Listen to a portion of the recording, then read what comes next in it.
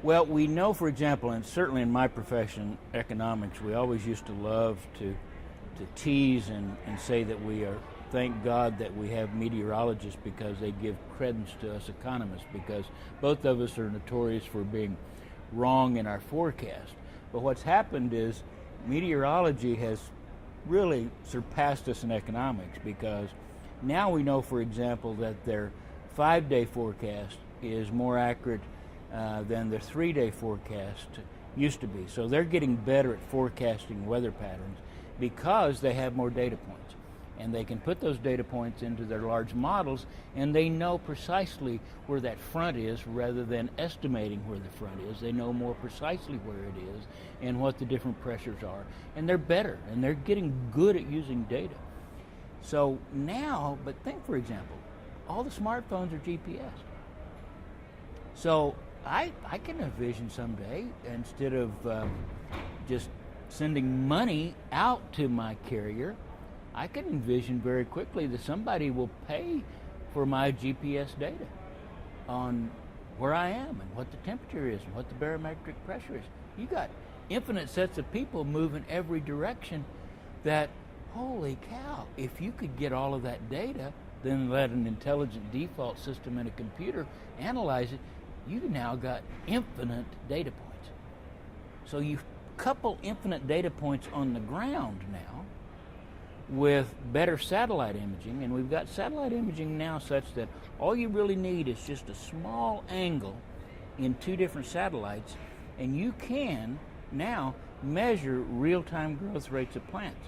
So if that got 2 polar satellites, which we do right now, the Navy does, and they're one's redundant to the other one, but they're just enough at a different angle that gives us that angle.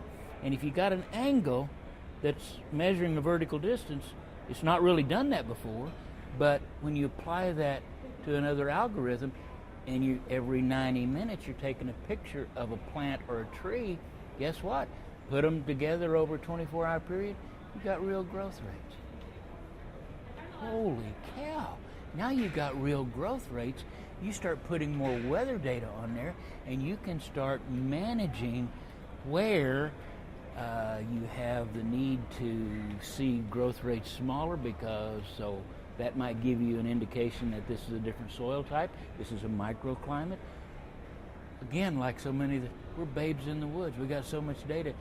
We're going to spend a whole bunch of time with people trying to integrate it and figure it out. But real-time data points on the ground and satellite imagery where we can get real-time growth rates, we've just ramped up agriculture and management of large-scale forests or any ecological system in ways we just kind of go, oh, well, let's take a satellite picture and look at it. Oh, no, now we got real-time growth rates. And people say, well, that's going to take a lot of compute. Over 10 years ago, 15 years ago, when cell phones kind of weren't real useful because we didn't have enough towers and locations, a study was done on just the takeoff and landings of the airplanes in the United States alone, over between 10 and 12,000 every day. Bounce the signals off of, and you know the patterns of these planes, bounce the signals off of the bottom, and it was proven you didn't have to have cell towers, and you could run a very complicated cell phone system by just moving it from plane to plane and bouncing it off of the bottoms, and then pay the airplanes a little bit of a fee to put a better reflective paint on the bottom, and suddenly you didn't need cell towers. So can we have real-time data in ways that we've never dreamed possible from 1.2 billion smart cell phones all around the world? Yeah.